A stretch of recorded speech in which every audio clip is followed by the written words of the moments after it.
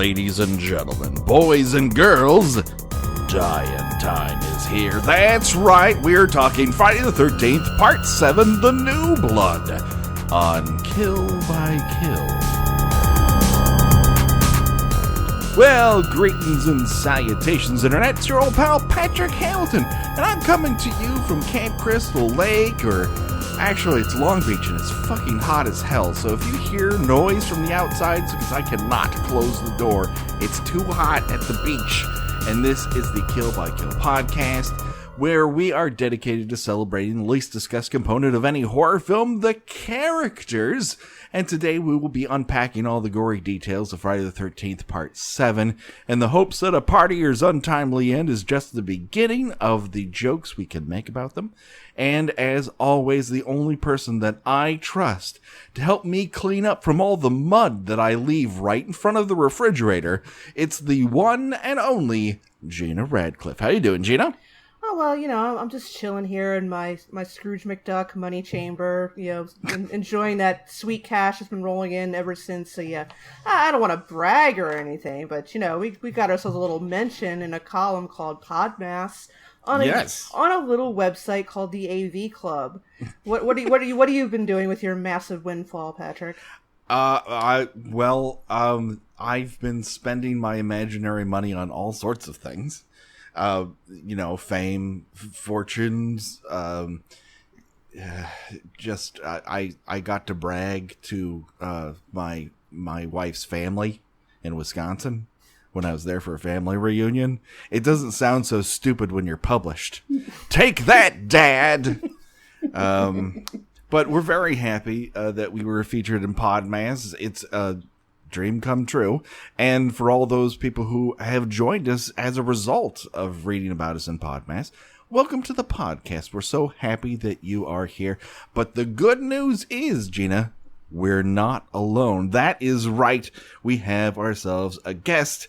This person is a Kill by Kill superstar. She is the co-host of Ladies Love Paul Rudd, the one and only Amy Pascale. How you doing, Amy? I'm doing very, very well, Patrick. Hello, Gina. I have to say, I mean, when we did the episode the last time, you guys were just a regular podcast. But now that you've been featured on the AV Club, like, I'm super excited for you. I did get all the fans that you sent so that when I'm in your presence, I have to fan you constantly. Mm-hmm. And they're beautiful, so I appreciate that. And I just said, like, I know it's going to be a whole new different experience, and I cannot wait. We're very highfalutin. We do not want you to look at us in the eyes. I know. I got that note. I do get that note. I am just sitting here lighting cigars with $100 bills, and I don't even smoke cigars. That's how much I do not give a shit about this giant pile of money sitting next to me right now.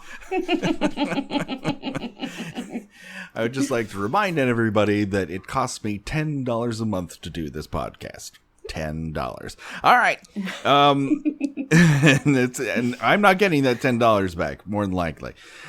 So, Amy, we heard about your first experience with Friday the 13th in your first episode with us, and that was us asking you to watch a Friday the 13th movie. Exactly. Now, I've heard that at the time, you sort of insinuated that horror was not necessarily your thing. Correct. As the result of actually dipping a toe in, has that changed? Well, I'm going to say that this time around, I had a completely different experience because I did not know when the deaths were going to occur. I kind of got excited because I've been listening to you guys and all these episodes so far, and I fully agreed with you that I do not understand how this group of people got together. That was completely baffling. But I kind of found a giddy glee as each new person was killed, because then I knew I was getting closer to whoever I had to see, and it was joyous. I do not know what that says about me, but I'd be like, oh, look how they died. Oh, look how they died. Ooh, 3 more people are going to die. And that was kind of really exciting. So I think I may think about watching a few more movies like that, especially if I can do it with such a joyful glee in my heart. Oh, one of us. We all chant around the dining room table. Of course, I'm sure a long-time listeners of the Kill by Kill podcast will remember Amy's first appearance here, because it was notable for a couple of reasons. One, she coined the term #GetBunked. Woo! Yay! Two, is that she broke my brain. She broke it because she was under the impression at the time that the refrain of Mother Voorhees that Jason hears, the kill, kill, kill, ma, ma, ma, ma, was a choo-choo train. She thought it was a choo-choo train, and he was obsessed with choo-choo trains. Choo, choo, choo, Again, it doesn't choo. really happen that slowly, Amy. I think that's the big thing that I can't get past. It does, though. I swear it did. It did. It did. Well, I don't doubt your experience, because only you can experience it. But I hear that you might have made a new auditory discovery. Yes. So I went into this expecting to hear the kill, kill, kill, and as you were doing that, and I was listening very closely because I also want to say I feel a little vindicated because you guys were like, no, there's no train business going on in these movies, and then Patrick, the Kill by Kill Twitter account, I believe, posted a GIF where a train is running into a woman. Like a toy train is running into like some dead woman's head. And I felt a little vindicated that there are trains in there. But in this one, as I was waiting to either hear choo choo choo or kill kill kill, for the most part, it sounds like he's shushing people. It sounded like shh, shh, shh, shh, shh, shh. And I was like, how is this supposed to be scary? Like when he would get really close to people, like I remember particularly in the moment where he was killing Dr. Cruz and Tina's mom, you distinctly hear him say kill, kill, kill. But honestly, the majority of the time it sounds like he's shushing people. And I was like, okay, so does his kill, kill, kill change every time? Because there's choo-choo trains and there's kill, kill, kill. And now there's shush, shush, shush. Yeah, I think he's trying to quiet people. I think he's trying to quiet the fucking orchestra that's freaking out every half second in this movie. There are a lot of strange musical stings in this sequence alone. Yes. There's just oddities throughout. I mean, Amy and I were texting briefly earlier. She started watching, and she was, talking about the same thing we had discussed about the opening credits. It's just insane. It's the most ridiculous thing. It's like 2 minutes of just text with little bong or like impact noises. Yeah. It sounds like a robot farting. And I should know, I used to professionally run a robot. Did you really? Terrible. Yeah. Yes. Hey, we're talking about 10 minutes of this movie, folks. We got to stretch this shit out. Yeah. Once upon a time, when I returned from a gig in Japan, I had no job. And I had no job for a very long time until a former colleague said, that this group needs help with this robot show that Honda's doing. And they have that Osmo robot. And they were going to tour it through museums all throughout the United States. Wow. And so I went down there, and with the idea that all I would do would be like, take the robot out of box, push a button, robot does show, and I just sit back collecting money.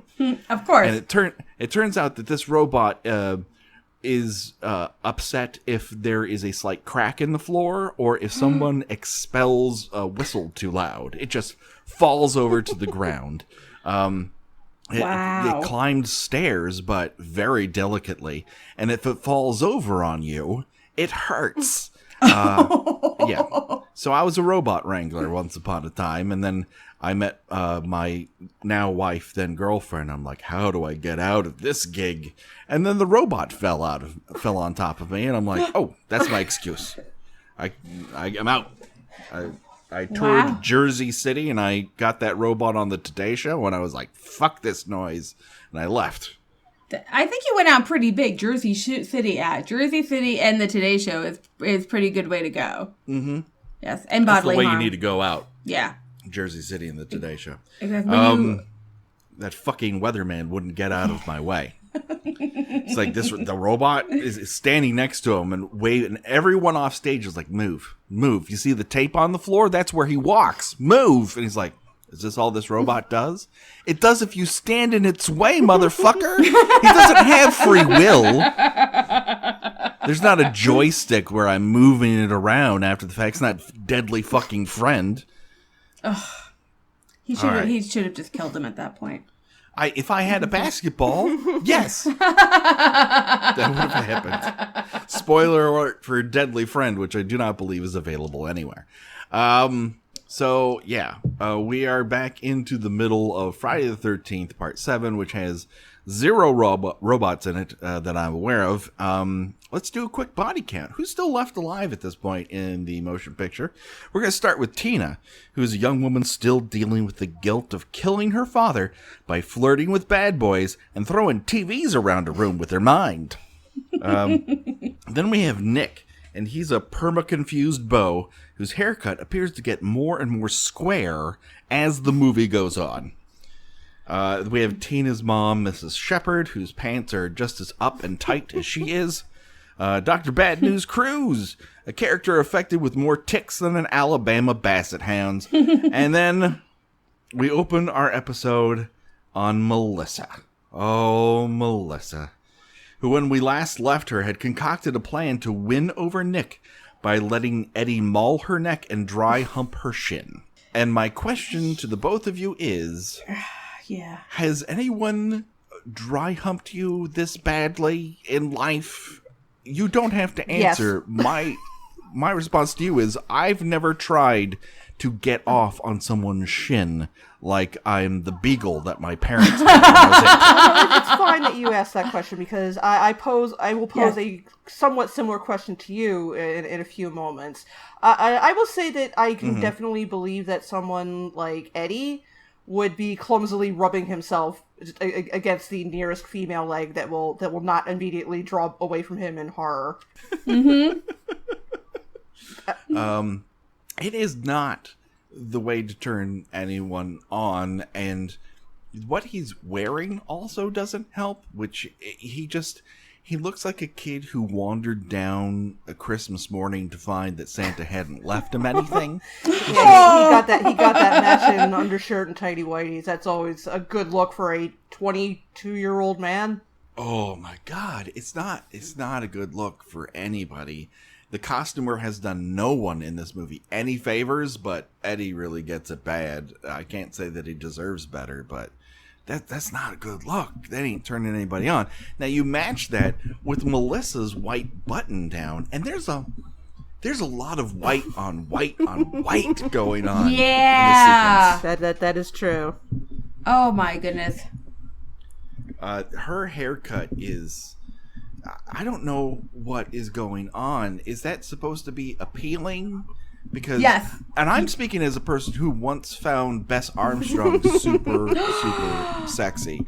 That is a very patrician haircut, and it just doesn't read hot to me. May I make a comment on that? Of course. Did that somehow involve High Road to China? No, it was before High Road to China, at least what I saw. I first saw her on television in some miniseries called like Silk or something or other. And then she appeared in Jaws 3D, which we covered briefly in our 3D movies of the 80s episode. And she had a weird affectation in that movie where every time she would kiss her boyfriend in it, she would go, "Hi, honey," every time. Oh, that's Dennis Quaid. Every time she kissed Dennis Quaid, she's like, "Hi, honey."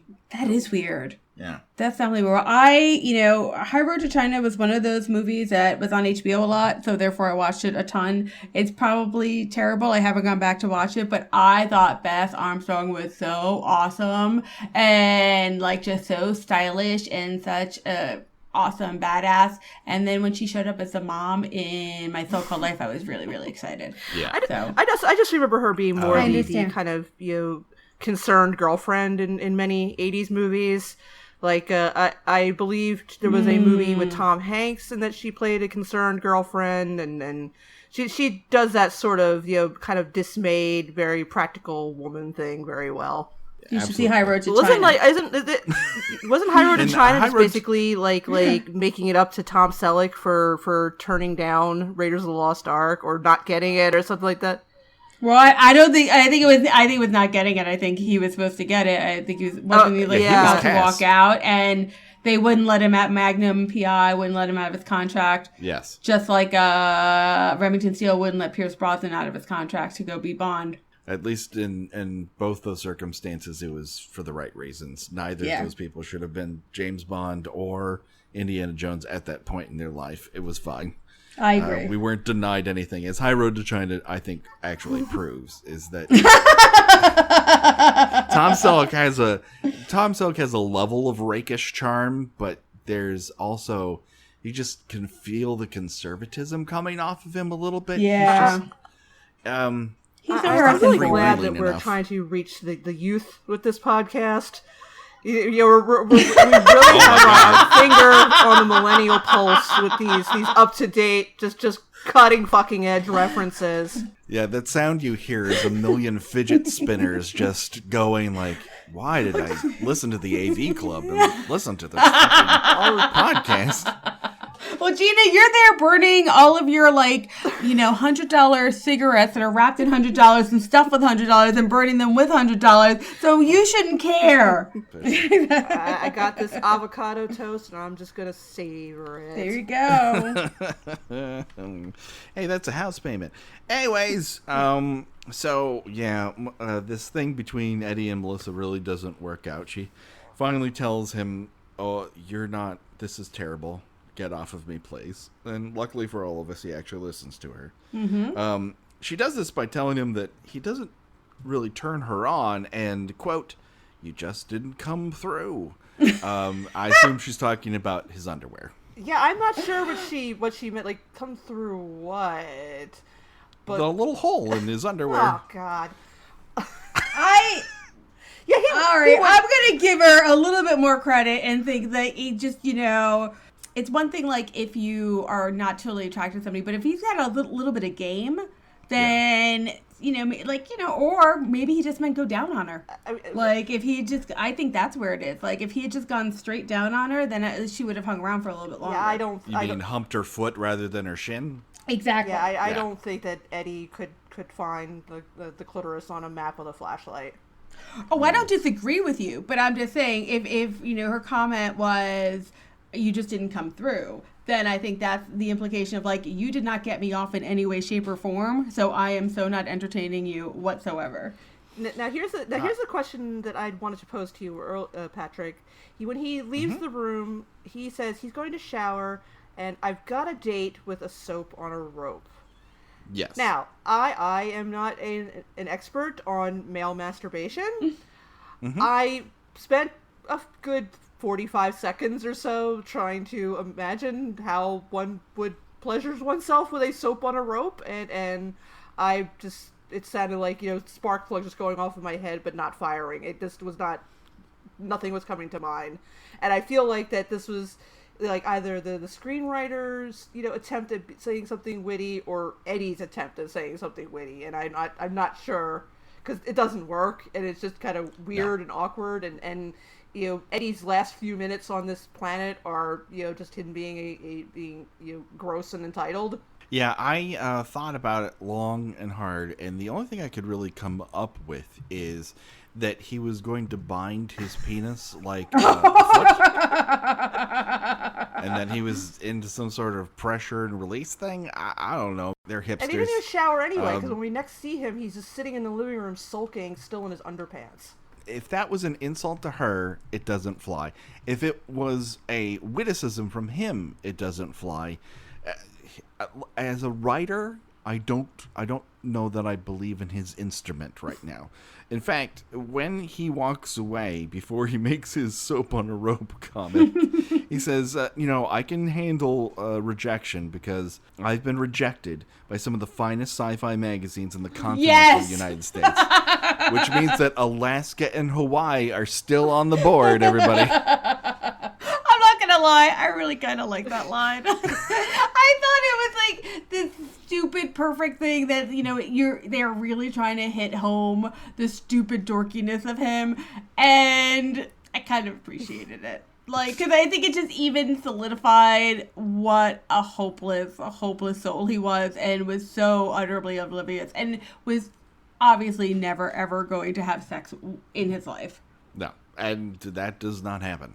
Unless he had sex before he arrived at this cabin, which, based on his behavior that we saw on camera, was not a possibility. No. So let's then cut to outside, where Jason Voorhees spends the majority of this sequence that we're talking about just wandering from place to place. It is the most aimless performance.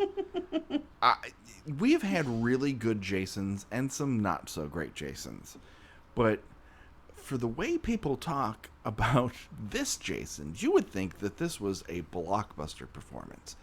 And I find it, at least in this part of Part 7, I think it improves during the third act, but this part, he just kind of wanders here and there, and then he yanks out the electricity to the party cabin.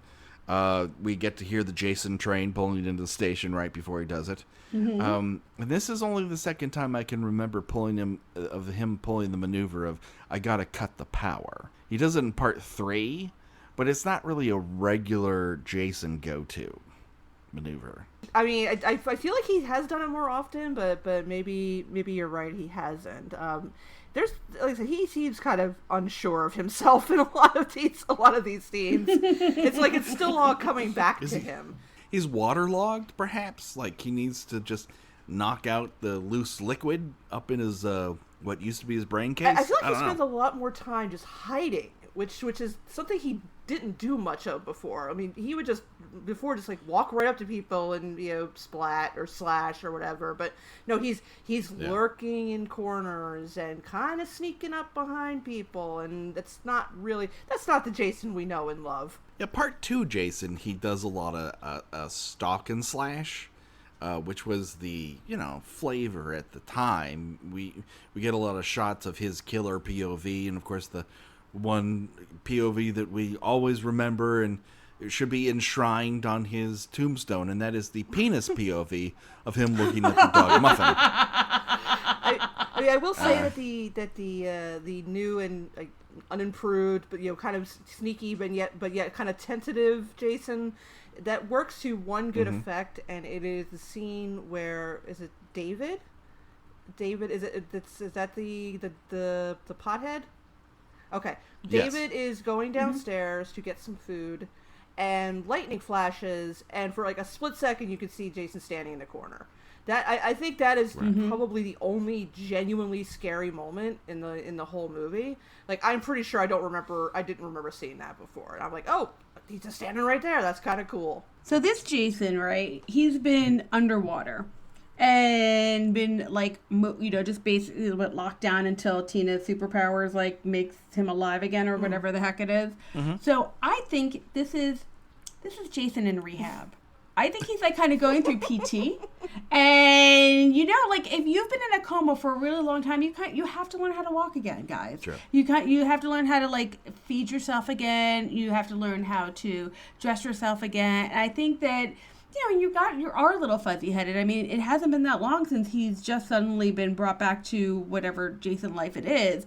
And I think that that's, like, he's still feeling his body out because he doesn't really know how it works. And I think it even goes to, like, why he keeps cutting the power, because he needs a handicap. Like, he's handicapping his game like a golfer handicaps their game. Like, he's like, you know what? I need a little bit, like, I am usually a ninja, okay? I am usually a motherfucking ninja that can, like, fly all out, like, and be in all the different rooms at all the times, but he really can't do that. He's not much of a ninja, like, at least in this sequence. I think, like, Gina, your whole fuck style thing is, like, I think he's slowly kind of getting back into that, but I think that this is a Jason that he's been through some stuff, some physical stuff, and he's not fully at 100%, and he's just kind of, like, doing his darndest to get back to that.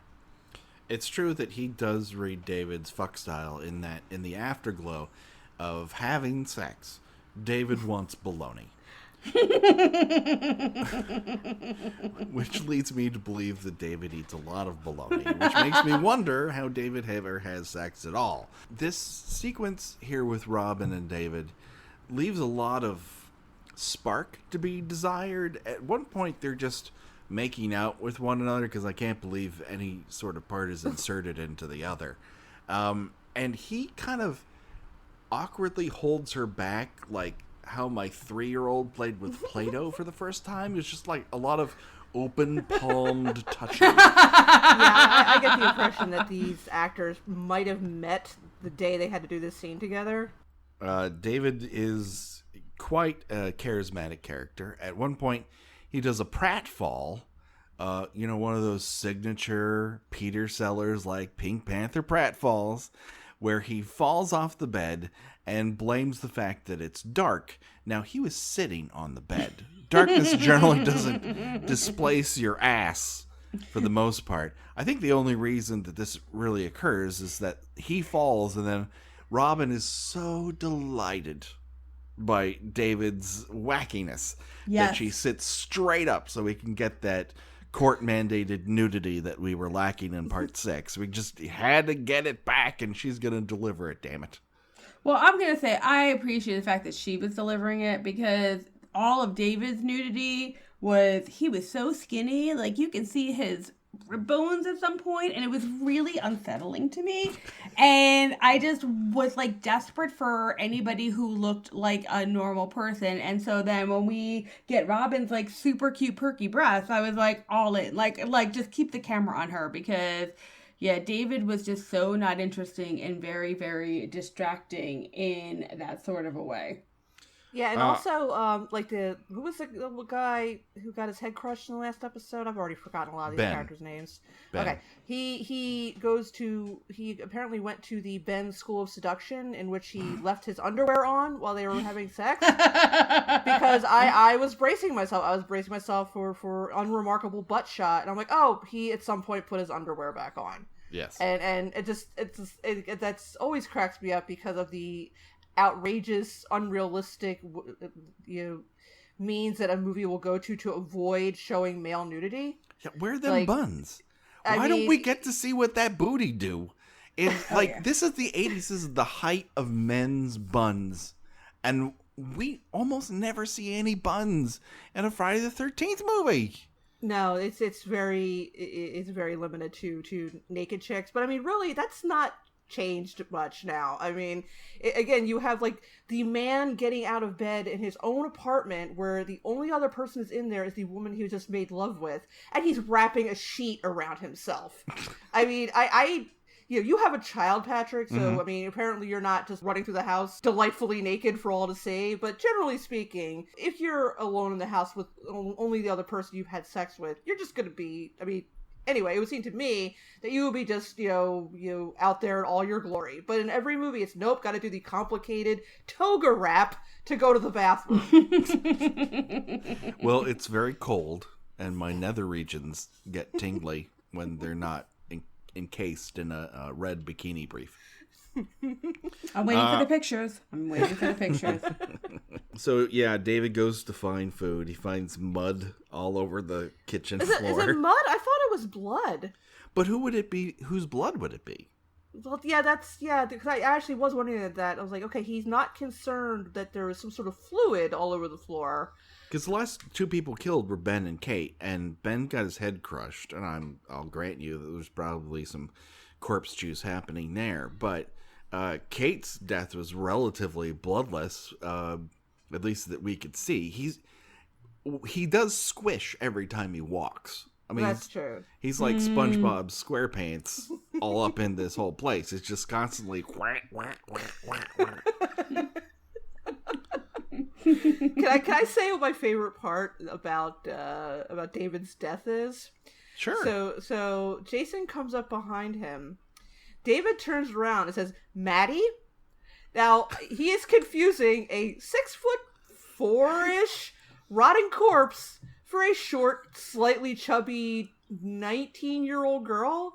I just feel like that's like an extra middle finger the movie gives to poor Maddie. Is that this hideous creature standing behind him is the girl who has been, looking at him with big cow eyes up, for most of the movie. Well, what you don't understand is that in that light with just lightning flashes, the holes in his hockey mask do sort of give that Sally Jesse Raphael glasses look. And this brings me back because the same thing happens later with Eddie, in which he hears someone behind him and says, "Oh, did you change your mind?" Assuming that it is Melissa. Why is nobody smelling this thing coming? There's only two solutions to this, Gina. One is that everyone can't smell, or two, Melissa smells like Jason. or it's entirely. Or a third option is that the house just reeks of weed. Yeah, there you go. I cannot smell weed once I've smoked it. I can smell weed when someone else is smoking it, or in the air, or before it gets to me, and then once I imbibe, goodbye. I don't smell it anymore. So maybe that's part of it. Everyone's nose is just shut out from my unable to smell pot disease. But would you confuse? Would you ever conceive of confusing Becky for a 6'4" rotting corpse? No, not even if Jason was pantsless, because more often than not, Becky does not wear pants in the house, and we have many windows in our house. It's a house with tons of windows. It doesn't matter. She doesn't like pants, and you know what? I don't like pants on her, so it all works out for all of us. Yeah, I like that part. And so Jason just knifes him in the gut. This is sad. This whole section is sad. Yeah, it's when people don't like part 7, I was kind of like, oh, it's fun, it's goofy. But I think this part is what they're talking about, where it just kind of sits there and does the least amount of work. It is incredibly low quality. It's so uneventful. It's almost as if like they knew what they were going to do for the other death, and knew that they were going to have I don't know, I can't really say it's special effects, but it's something. And like later on with their fights and whatnot. So like maybe they just forgot that they had all these extra people like as they were filming, and like, oh damn it, shit, yeah, we need to like kill 3 more people. Like, what's the cheapest possible way that we can do it? And this was it. Like, it's so uneventful. Like, it's just kind of boring. It's really boring, and all 3 of these deaths are subpar to much better deaths, not only in this movie but every other movie preceding it. It is like we haven't had just a dull ass stomach knifing, I think, since part 2, and that has a lot more atmosphere going on to it. This is just it like you said, it feels like they forgot and they're like, oh, we gotta cram. What can we do? Just knife him in the gut. Works for me. Roll the cameras. But David's not here. Get him out of the trailer. Let's knife him in the gut. Come on. Yeah, I found myself more than I usually do already paying attention to stuff in the background. And I noticed, particularly with the scene with Eddie, as the movie provides yet more evidence of what thoughtless assholes these characters are, because they have apparently gone to bed, or Bone Town, depending on the character, without putting any of the food away. Including a whole intact birthday cake, which is just sitting out on the coffee table. Well, I guess because it's so cold, it's like an icebox in there anyway. So I guess they figure it's fine. I'm not sure. This is Friday the 13th disease. People have forgotten to do things that they would normally do. In part 5, it's leave an entire restaurant's worth of food out. Here, it's just everything you brought to the party. Half full cans of slice and a birthday cake. It's gross. People are gross here. I think maybe they're just assuming that all kids are going to like run off and fuck. So why would they think about food? Yeah. Well, David thought about food, and look what happened. Look what happened. There you go. See, Gino, so then here's you go. You prove your point. You've just proven your point. Like, if he had just not thought about food and left it home or left it alone, he would be fine and he'd be alive right now. Right now. Right now, he would still be having awkward patty cake sex with Robin as we speak. Yeah, that sequence with Eddie in particular, there's a little editing trick where they try to reestablish the fact that Jason's in the house. And I think they just took a random shot of Jason walking across the windows, and he looks less like a mutant stalking its prey and more like a guy who's gotten really chafed in his bikini area and he has to walk in wide shuffles. Yeah, I'm also, this is another one of those things that Friday the 13th is famous for, with the physics of the house that changes size at will.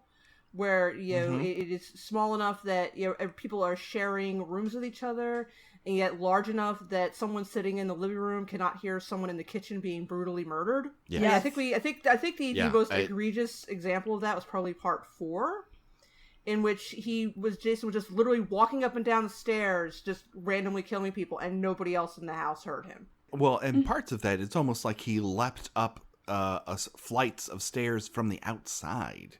There's that one point, and we get to see a version of the defenestration death here, which is so poor in comparison to the Part 4 version that it's practical heresy to bring it up.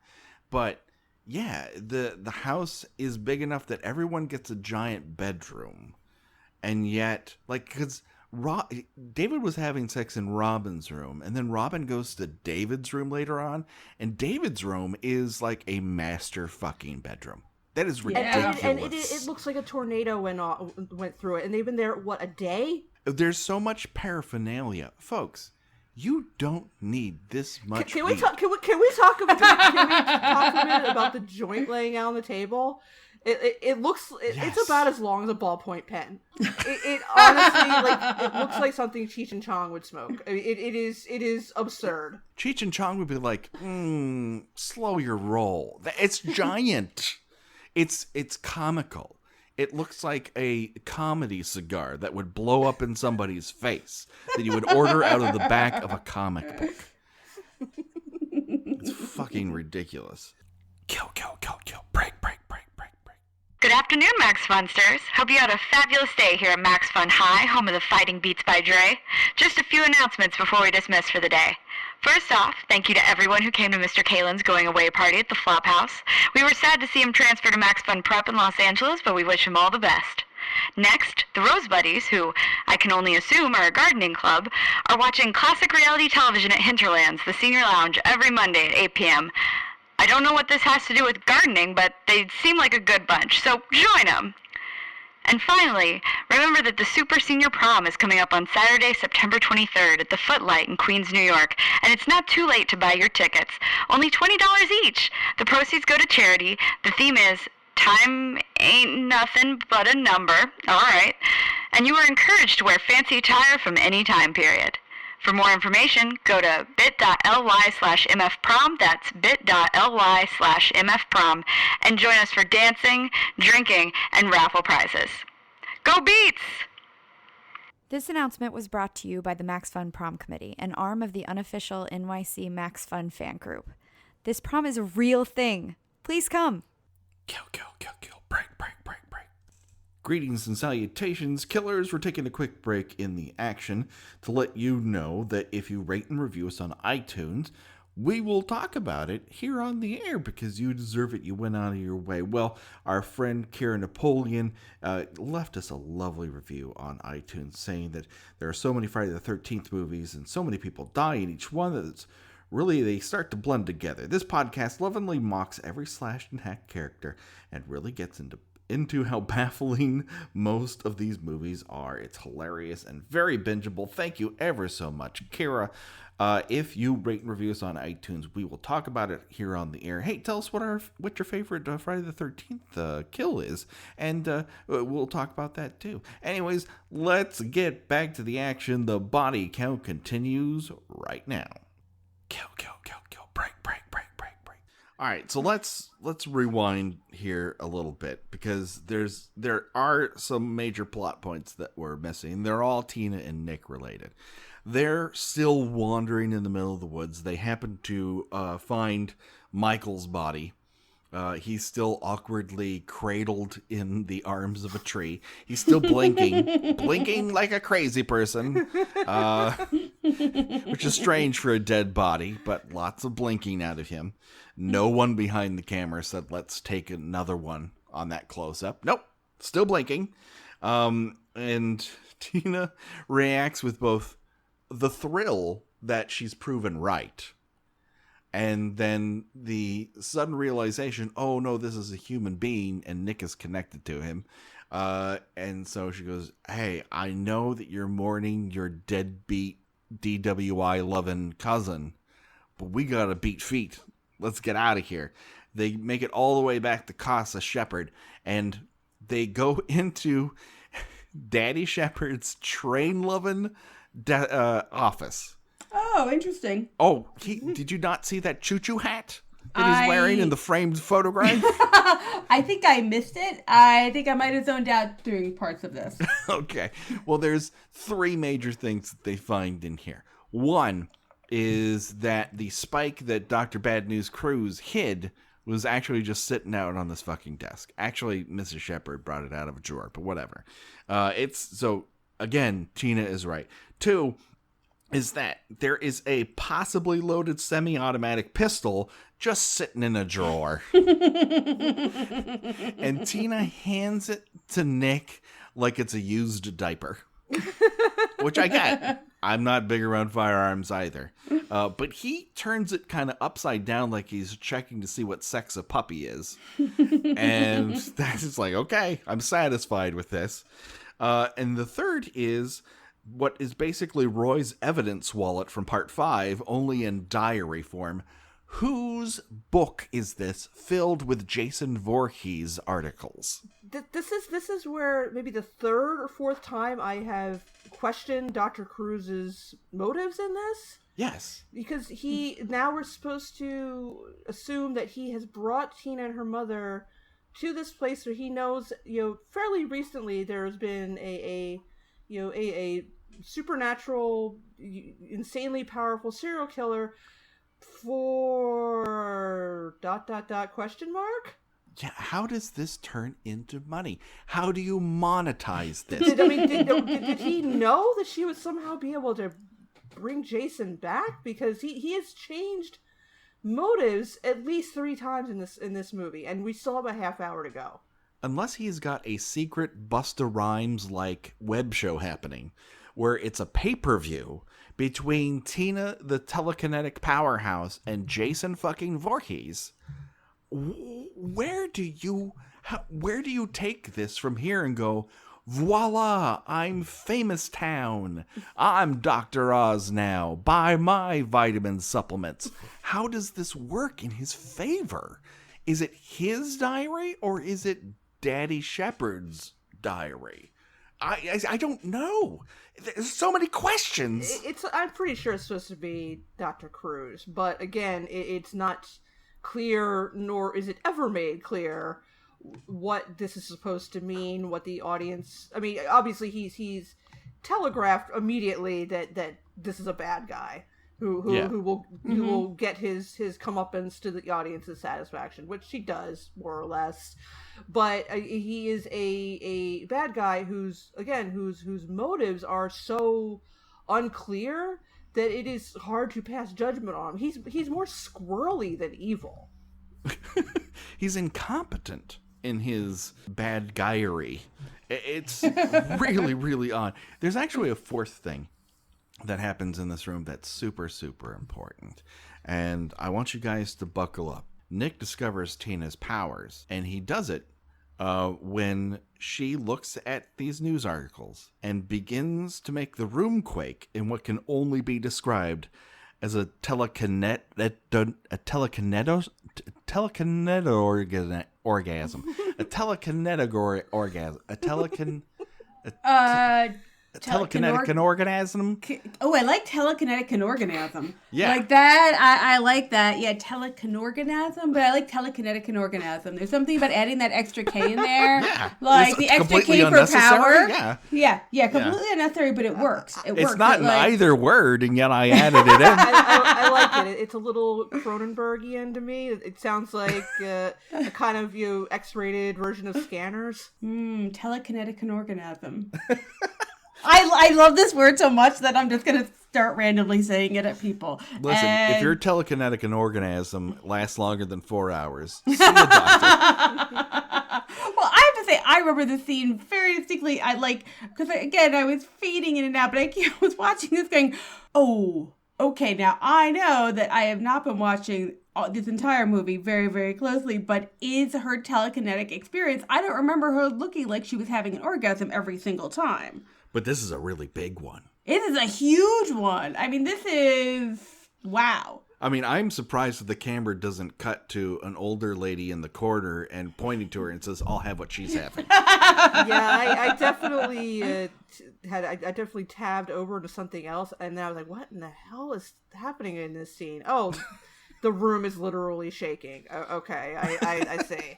And she's shaking and her body's shaking, and it's a telekinetic and orgasm. There is no other explanation for this scene. It is not just her moving things with her brain or having whatever kind of crazy experience. That was pure sexual sort of thing. So sexual that along with the whole fuck cell thing, how did Jason just not come to her immediately at that point? Because... wow. Yeah, I think this is the audience is supposed to take away from this is now she's a woman. Yes! Yes! We've witnessed it. And Nick was there. He helped unlock that in old news articles. I think, maybe it's kind of a thing where, we've seen Eddie, who obviously has no idea what to do with a woman. Mm-hmm. And then we've got Tina, who just gets the job done on her own. If we had Tina and what's the blonde one's name? Melissa. Not Maddie. Melissa. If we had those two together, oh my God, Melissa would definitely not have kicked Tina out of the room, even though Melissa's been a total bitch this whole time. But if she could telekinetic and orgasm, both herself and other people in the room, this would be a whole different movie, and I would watch it multiple times. Oh yeah, if we had a whole Chevy Chase Modern Problems telekinorganism sequence. Have you guys ever seen Modern Problems? It's not good, but it does have its own telekinorganism. I feel like the plot of Modern Problems could be described as cocaine. Am I right?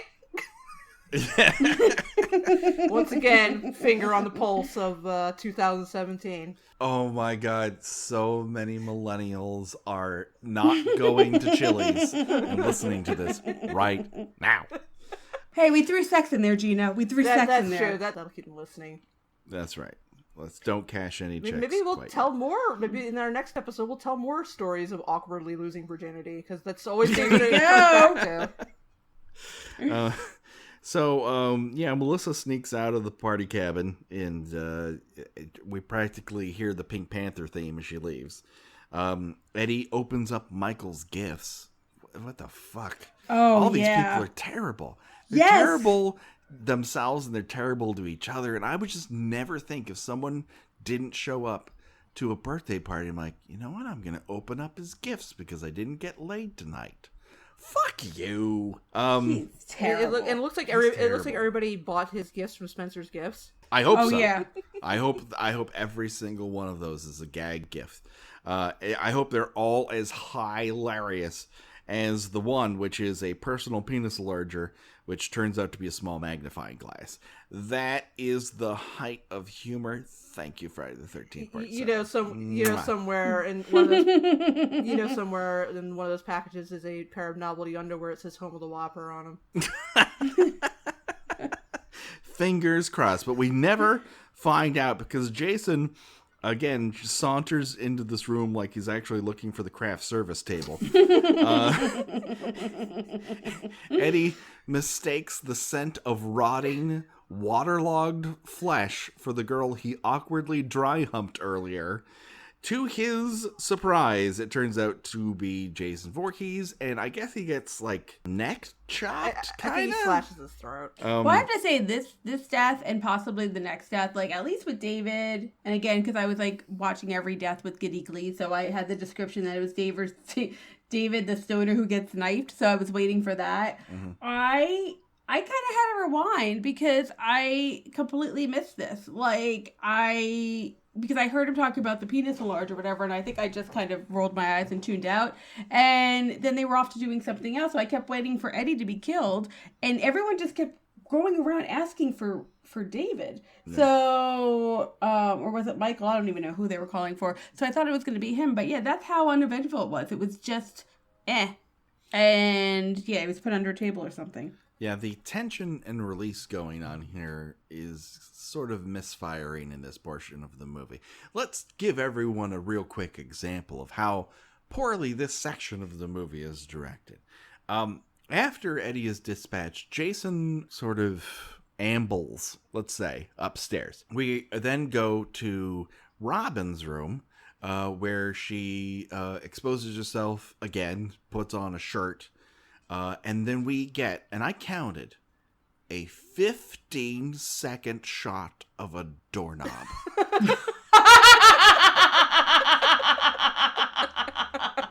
and the music is kind of like, what's gonna happen with this doorknob? And my guess is someone's going to use it to open a fucking door. Why am I looking at a doorknob for 1, 2, 3, 4, 5, 6, 7, 8, 9, 10, 11, 12, 13, 14, 15 fucking seconds? I think that they might have been trying to set the audience up to think that a scene similar to in Halloween, after Bob is killed, but then Michael Myers shows up with which is kind of ridiculous in retrospect, scene. We got the Charlie Brown Halloween sheet over his head with the glasses on top of the sheet. This is a killer who drove away earlier, who had never touched a car before, but he doesn't know how glasses and a ghost costume work. Because the setup is very similar. They're both stoned out of their minds. He goes to get and I think in Halloween he went to go get more beer, and this one he went to go get food. He gets killed. She's in bed, boobs, out for everyone to see. But no, it's, gotcha audience. It's Robin coming out from the other side of the door. And she's going to just wander around. Why is everyone else's door locked from the inside? Would you trust any of these people? No. I would protect myself. But then again, none of these people are in the house. They've been killed outside. So Jason went up there, locked the doors from the inside in order, in his sort of I know your fuck style way, to lead her specifically to one room where there's a lot of loose joints. And a cat. That was not was not there before. It's just been sitting in that closet this entire time. I have a note in all caps. Where did that cat come from? With 3 question marks afterwards. She makes the comment like, "Who are you?" Like, David doesn't have a cat, and I was really thrown by that. I was like, wait, why are you even putting this in here?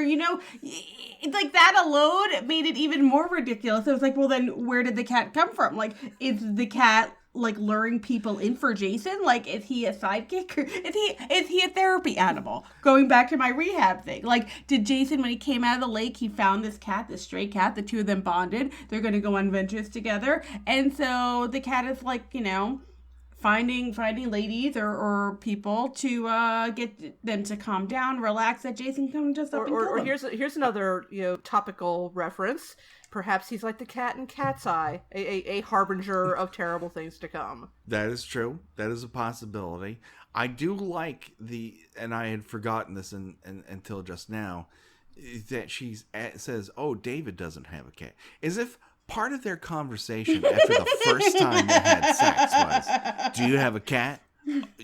Did you bring him with you? Oh, you didn't? Well, I found a cat upstairs." So, this isn't isn't David's home, right? No, of course not. Okay, that's what I thought. This is Russell's uncle's cabin. Exactly. Exactly. So why would it even matter if David had a cat or not? Why would David have brought his cat to the cabin? Maybe if it was a dog, okay, but people don't really bring their cats up to a cabin. No, not for a birthday party. You don't pack up your cat with your rolling papers and all for a trip to the Jersey woods. Yeah, it's fucking ridiculous. In fact, that might be the most ridiculous goddamn thing in this entire movie. But wait, there's more. Because Robin then tries to lure this cat back for, 2 minutes? It's interminable. In the meantime, the soundtrack is practically doing loop-de-loops or going off in a rocket car across the Grand Canyon. It's just so over the top. And you're like, all right, I get it. I'm supposed to be spookamified, but it's not happening. And finally, she reaches down and touches a wet spot. And it's not where they had just had sex. It turns out to be blood. And then we reveal the worst representation of a decapitated head I've seen outside of the 99-cent store to date. This thing looks like it was made out of Sculpey. Yes. I mean, and it's not just that it was so poorly done, but they also made the wise decision to not let the camera linger on it too long. I assume that was David? I paused it. Luckily, I have the power of Blu-ray. And yes. So I get to see it in all its glory. First of all, it's sweating. It's literally sweating.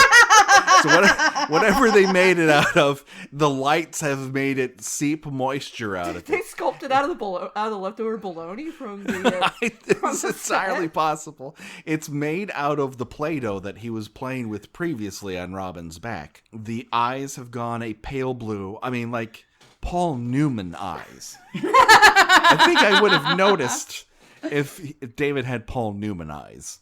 And his mouth is agape. It's just very, very poor. The hair doesn't look like anyone's hair. It certainly does not look like David's. Yeah, David had a very distinctive haircut. He had a very. But it also doesn't look like Eddie, and he's the only person whose head it could be, and that would make sense because he sort of looked like maybe his head got chopped, but it's also not Eddie either. He doesn't have Paul Newman eyes. See, I paid attention to this movie, folks. I just really like that you rate everybody on if they have Paul Newman eyes or not. Listen, so far we've got one person, Paul Newman, and that one lady who comes close is the lady in They Live. Meg Foster. Meg Foster. She's the closest I can think of. I'm going to go back to Amy's suggestion that Jason is going through some sort of recovery. Perhaps it is some sort of occupational therapy craft that he made. He sculpted a head out of. Remember when we were kids and we would do the paper mache where you would tear up a piece of newspaper and like dip it in the goop. And then you would wrap it around a balloon, and then you would pop the balloon after everything was dry, and you'd have like this little. I'm thinking that this was a craft project to help him soothe his anxiety as he adjusts to being part of the world again. Well, this would not be the first time that he's been known to craft, as we discovered earlier, and I think part 4, that Jason is very big into creating shrunken apple heads that he sells at the Crystal Lake swamp meet. So this is how he expresses himself. Let me give you a couple examples of how bad this decapitated head is. It looks worse than that statue of Lucille Ball. Oh, God. Again, with the contemporary references, but that is a spot-on reference. People, if you have not seen that, please go out, read all the articles, and how even the sculptor had to redo it. Yeah. It also sort of resembles that one fresco that the old lady had repainted in Italy. This makes that look like fucking Michelangelo had slipped over there on an off weekend. Well, did you ever hear this? There's this museum. I don't know if it still exists, but it was a museum of wax figures that had not quite come out correctly. Oh. So this one museum, I believe, had bought them all and then, staged them. But if you looked at the pictures, like, it was hilariously off. And it's supposed to be celebrities and, historical figures. So when you're looking at pictures, I will have to find them and send it to you. That's kind of what it made me think of. Like a combination of what you were saying here. We've got Lucille Ball, we've got the fresco, but made in a wax museum that somebody like fell asleep in, and then like a cat like pulled it out of the mold and like stretched it around a while, because it is disturbingly terrible. It's like they made a relief of Eddie or David's face in silly putty and said, don't move, and just peeled it off and then put it over a styrofoam head. It is of poor quality, but we don't get to see it very long. And wouldn't you know it, Jason Voorhees has snuck in, and he's going to defenestrate Robin in very awkward style. He grabs her by the throat, and then we cut to the outside, in which we see the male stunt double of Robin throw himself out of a window. That's right. To quote the famous British spy, am I horny, baby? No, wait a second. Oh, it's a man, baby. Yeah. I'm going to make a bold statement here. I think she could have survived that fall. No, she kind of hits the ground at the same level that my kid did when he was learning how to do a two-wheeler. Like, she just kind of doesn't get up. It's almost like she's feigning being dead.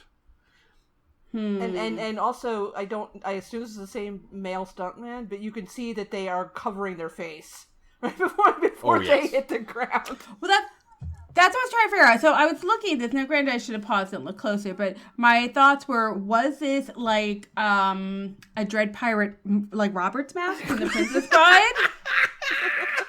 So that was my first one too, because it looked like it's like kind of this like black fabric that's pulled back with like a really bad wig. Or did they make a Dread Pirate like Robert's mask from the hair? Like they took the actual wig and pulled it over his eyes, because those are the only two things. It starts like at his eyes, like the hair does not start up and then it's flailing. I was very distracted, like almost to the point where I would have believed if they had been in costume. Like, if they were like at some sort of costume party and that's what she jumped out. Like she just happened to be in that or put that on to seem sexy and that in her pink t-shirt. I mean, this whole sequence is so fake that the stunt team from The Bionic Woman is kind of like, oh, I'm seeing all the seams. I don't like this at all. It is of poor quality. And then when you go back to part 4 and you see how well that thrown out of a second story window stunt is. I mean, that is really good. And then it's a stunt woman and she hit that car twice. Yeah. To make that happen. It is so much better directed than this. And I'd like to apologize to our audience, because this is not good. This is not a good stunt. And these people, there's a bad stunt, and people should feel bad about it. And that brings us pretty much to the end of this segment, R.I.P.D. Robin. And you know what that means. It's America's maybe 34th favorite game show, at least at this point. I mean, it's not a ripoff of Plinko or anything. It is Choose Your Own Death Venture. So what boring death will we all choose? Is it lackadaisically getting stabbed in the stomach? Is it kind of getting chopped in the neck? Maybe getting decapitated? Maybe not. Maybe that was David. Or is it having your body replaced by a dude and jumping out of a window and kind of hitting the ground while covering your face? And as our guest and our superstar here, I turn to you, Amy, for your answer first.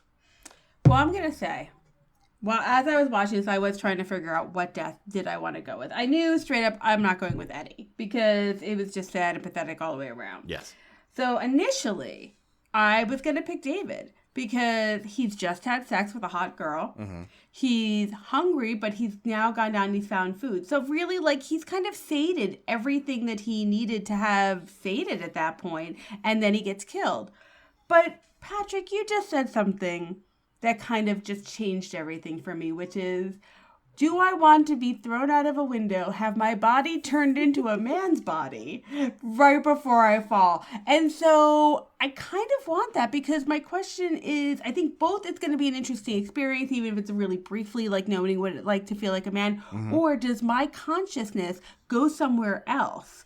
And his body and his self is like the one that dies, and I just kind of go out into the ether and wreak havoc. And that is my interpretation. Mm-hmm. Is that you go off into the ether, or that you turn into a man and briefly? Well, no, that my body will turn into a man's body, but my like soul and whatever personality, whatever the heck it is, like I think I'm going to go off into the ether and wreak havoc. Okay. Wreak havoc. Well, you've given yourself quite a proactive afterlife. Congratulations. You know what? That's called having goals, millennials. Exactly. That's right. We don't really rag on millennials very much here. We like you millennials, just the way you are. So that brings us to you, Gina. What say you? I will also say Robin, but for a less fascinating and elaborate reason. Mostly because I don't think anyone could possibly be killed in that manner. She looks like she fell about as far as maybe falling out of a treehouse, and maybe because she covered her face before she landed on the ground, she probably broke an arm or two. But you know what? I've had a broken arm before. I can live with that again. So yeah, I'm because she seemed the least fatal of the three completely unremarkable deaths in this sequence. I'm going to have to go with Robin as well. Yeah, this makes it 3 for 3. I'm going for Robin, but of course my answer has a lot of different elements to it. One, I would be able to experience most of this movie as a woman, and then only return to my male form at the very end, when I get to jump out of a window, because I am definitely not tossed by my neck.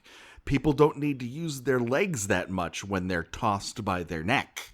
That's not how being thrown out of a window works. You don't have a lot of lower body force involved. The other part is that, of course, I'd be spending the entire movie as a hot chick with killer bangs, and I get to smoke a lot of doobs. Yeah, but you missed out on the one that looks like about the size and width of a magic marker. That's true. That's absolutely true. But, listen, we all leave somewhat unsatisfied to some degree, with the exception of Amy, who comes back as a vengeful ghost, some sort of grudge entity. Let me tell you, I am an Olympic gold medalist if there was like a grudge competition. So I proudly take that on. Right. Take that as a warning, Kill by Kill listeners. Do not cross Amy. All right. That pretty much wraps it up. Hey, Amy, where can people find out more about you and what you're doing? Probably the easiest way is to find us over at ladieslovepaulrudd.com. We are feminine and feminist gazing the hell out of Paul Rudd, movie by movie and TV show by TV show, which has been fantastic with my co-host Larissa. If you want, you can also track me down on Twitter over there at Amy Pop, AMYPOP. Excellent. All right. Hey, Gina, where can people find you on the internet? I know, considering how very rarely I resort to referencing things more than 30 years ago. I write about 70s and 80s television at tuneintonight.wordpress.com. All right, do it today, people. Don't wait. Hey, do you want to talk to us? There's a couple different ways you can do it. A, you can reach out to us on Twitter. It's how most people do it, at Kill by Kill Pod. We tweets all the time when we're not working, and we're working a lot lately, so I apologize. And I went on vacation. What are you going to do? But please, if you got 140 characters worth of things to say to us, reach out. You got something more than that? Why not send us an email? You'd probably be the first person to do it at killbykillpod@gmail.com. We're also on Instagram at Kill by Kill Podcast. And if you rate and review us on iTunes and you tell us what your favorite death is in the Friday the 13th franchise, we will tell everyone about it on the air here. That is our solemn promise to you, Kill by Kill listener. Don't fret, people. Just because we're done today, the body count continues. We got a lot of fun things happening in the near future. Halloween is just a few weeks away, so there's all sorts of cool stuff a-poppin' here at the Kill by Kill podcast. But until then, the body count continues. Goodbye, everybody. Bye.